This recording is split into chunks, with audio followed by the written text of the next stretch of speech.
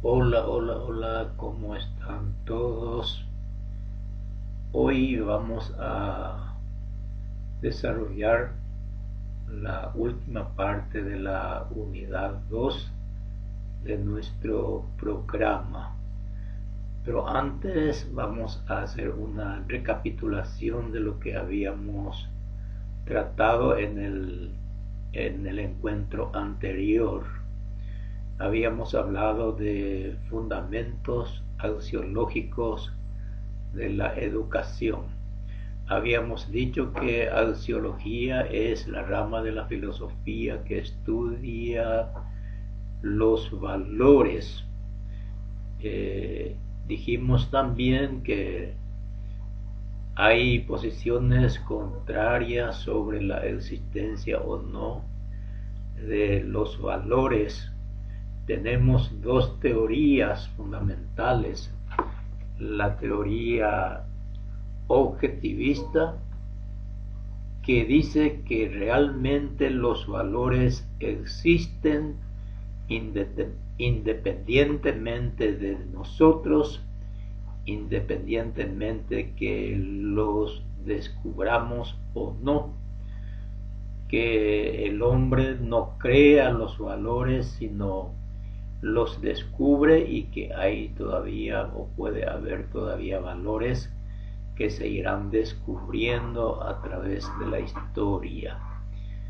En cambio, la teoría subjetivista dice que los valores en realidad no tienen existencia propia, solamente son vivencias personales, son estados de ánimo o vivencia que cada uno experimenta ante ciertos espectáculos, ante ciertas situaciones, ante ciertas realidades.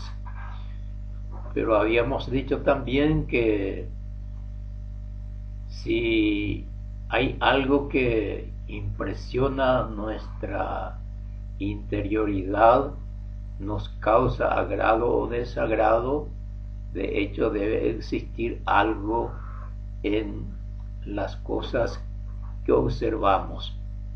También dijimos que teníamos que distinguir los bienes portadores de valores y los bienes en sí. Las cosas todas tienen su valor, sea positivo o negativo.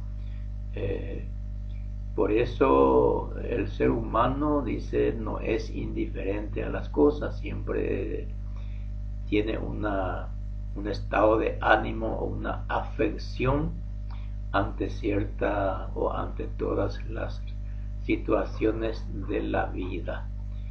El ser humano no es indiferente, pero esa no indiferencia puede significar agrado o desagrado, aceptación o rechazo, etc.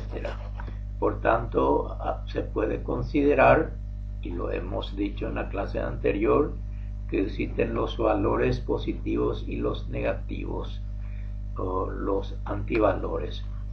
De ahí que dijimos que los valores tienen su polaridad.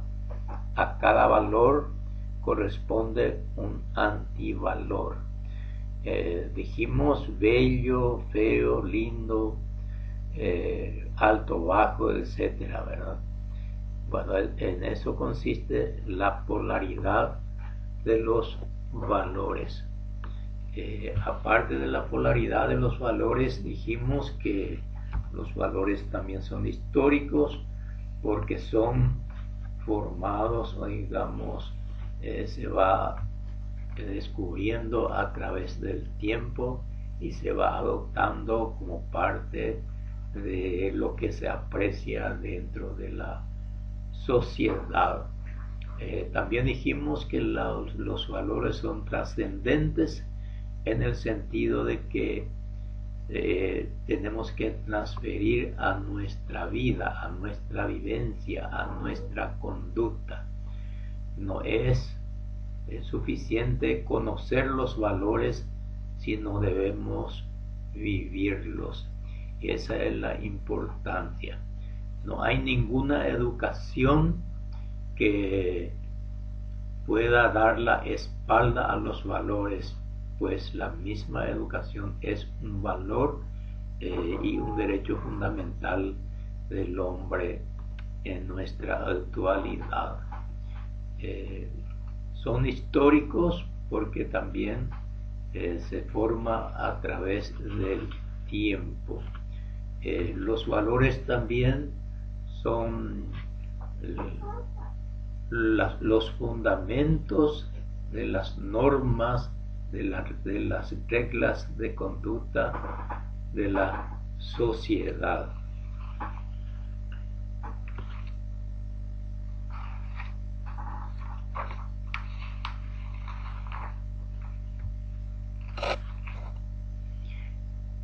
Hemos dicho que no todos los valores gozan del mismo nivel o de un mismo grado de estima.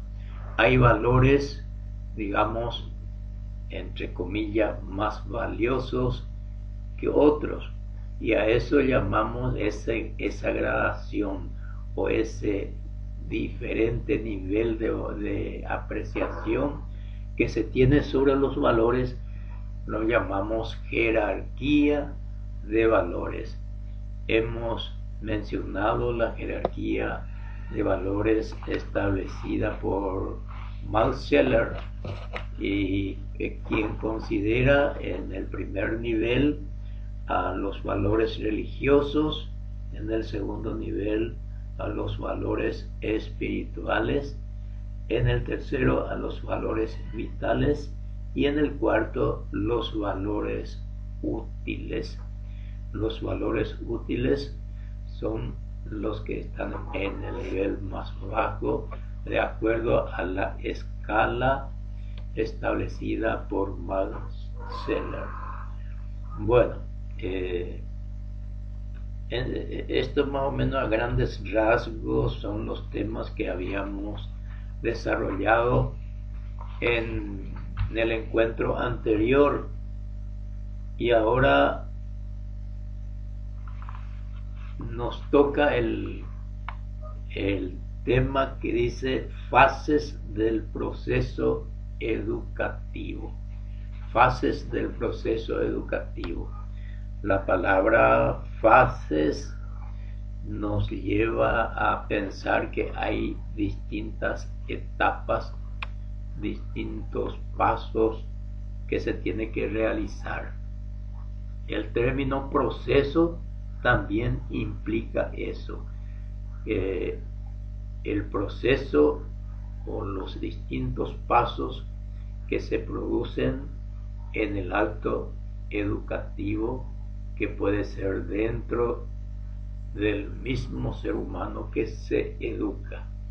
Por eso dijimos que la educación como proceso es el cambio permanente, inmanente y perfectivo de la persona hasta llegar al máximo nivel posible que le permite la naturaleza humana. Bueno, entonces, al hablar de fases del proceso educativo, podemos dar alguna pincelada sobre estas palabras, fases, y cómo entendemos.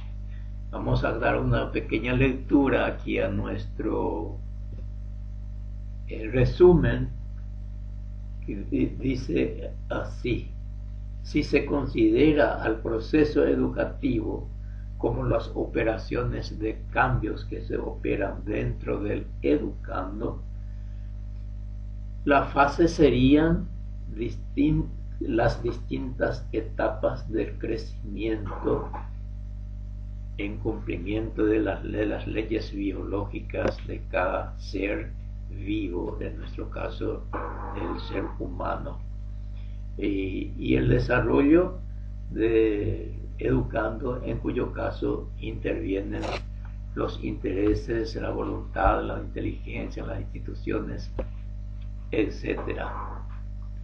El proceso educativo en ese caso se refiere al cambio que se opera dentro del educando de acuerdo a su propia naturaleza y ayudado, por supuesto, por el ambiente, por sus características individuales y por las instituciones, en forma muy especial por los profesionales de la docencia. Si tomamos el proceso educativo como las acciones externas que realizan y deben realizar los estados, el concepto nos lleva a otra esfera. ¿Qué podemos decir de lo que el gobierno o los estados hacen respecto a la educación? Lo que los estados hacen son diversos actos. Por ejemplo, nosotros tenemos aquí anotados que las fases serían como realizar diversas reuniones en distintos lugares del país, hacer diagnóstico a partir de los datos recogidos, descubrir falencias y virtudes del sistema educativo vigente, de la preparación de los profesores, los recursos materiales disponibles y la tecnología. También debe auscultar la demanda de la sociedad y la tendencia global del mundo, porque la educación tiene que responder a las necesidades de la sociedad nacional y también de la sociedad mundial. Es decir, el ciudadano debe formarse no solo para su ambiente nacional, sino para el mundo.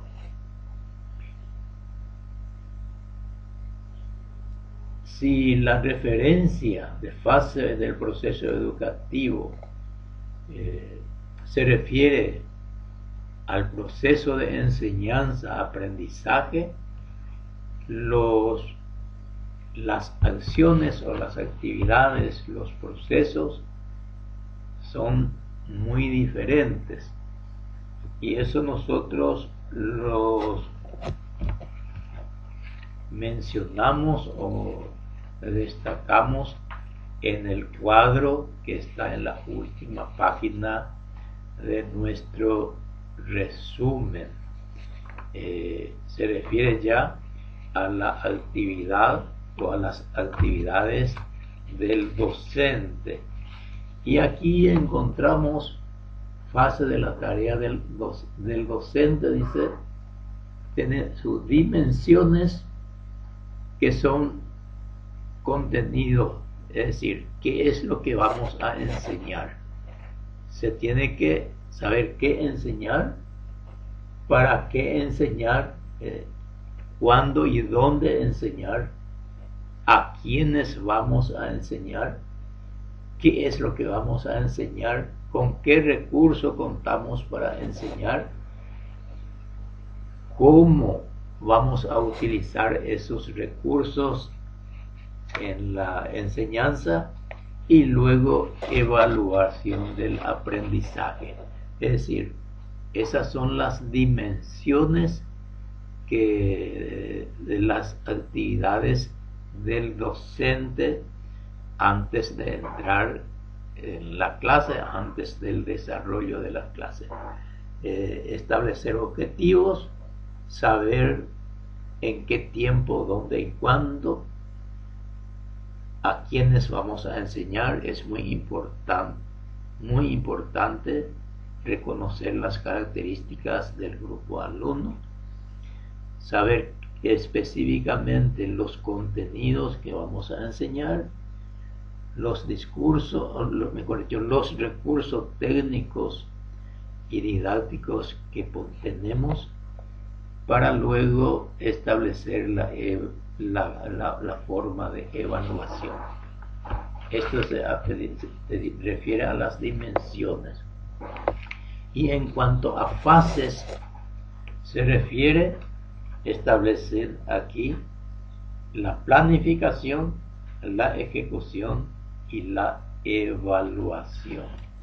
Es decir, primero se planifica, luego se ejecuta lo planificado y finalmente se evalúa el resultado de la enseñanza-aprendizaje, en qué grado se logra el o los objetivos propuestos. En cuanto a la planificación, nos preguntamos qué es lo que vamos a planificar. Tenemos que fijar objetivos, fijar el lugar y el tiempo que vamos a tener, identificar las características de los alumnos, determinar los contenidos a enseñar, seleccionar los recursos materiales, establecer cómo utilizarlos aquellos recursos y después cómo evaluar también el aprendizaje.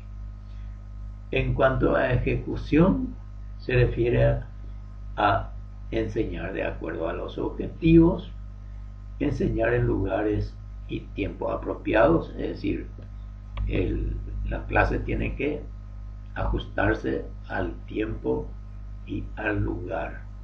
Enseñar atendiendo las características de los alumnos y los contenidos elegidos, como también los recursos con que se dispone. La evaluación también implica, o mejor dicho, se refiere a muchas cosas. No se evalúa solamente el resultado de la enseñanza, si se logra o no el objetivo. También se tiene que evaluar si se logró en el tiempo, si se utilizó el tiempo establecido, si los contenidos enseñados realmente corresponden, si los recursos utilizados fueron eficaces y si la estrategia de evaluación utilizada son las apropiadas. Bueno, hay una serie entonces de dimensiones y fases que se tienen que considerar en el proceso de enseñanza-aprendizaje. Ahora, hoy, cuando nos referimos en forma exclusiva a una clase en particular, tenemos tres etapas, digamos, de la clase, y que viene a ser el inicio, la aplicación o la enseñanza del contenido y luego la evaluación o conclusión. En síntesis, entonces, las fases del proceso educativo se puede tomar desde distintos ángulos. Si tomamos como el cambio que se produce dentro del educando, sabemos que esto depende de la etapa del desarrollo, depende de la capacidad y personal de cada alumno, depende de su libertad, depende del docente como ayuda, de la calidad de relación que establece el docente con sus alumnos y por tanto estos son aspectos que inciden en el resultado de ese proceso de enseñanza o de educativo, proceso educativo. Si tomamos al proceso educativo como las acciones de los estados, ya dijimos que se refieren o pueden referirse a las distintas etapas de acciones que establecen, por ejemplo, recoger informaciones, evaluar las informaciones, analizar las virtudes y los defectos del sistema vigente, evaluar la preparación de los docentes, los elementos técnicos disponibles, proponer los programas, es decir, los contenidos que se tienen que enseñar, el tiempo en que tienen que enseñar, las etapas o distintos grados que se establecen en la educación, primero, segundo, sexto, etc. En nuestro caso tenemos educación inicial, la educación escolar básica, la educación media y luego la terciaria o universitaria. Todos estos son propuestos por el Estado, como también los requisitos básicos indispensables para que un alumno pueda pasar de un nivel a otro. Todos son requisitos propuestos por las autoridades estatales. Bueno,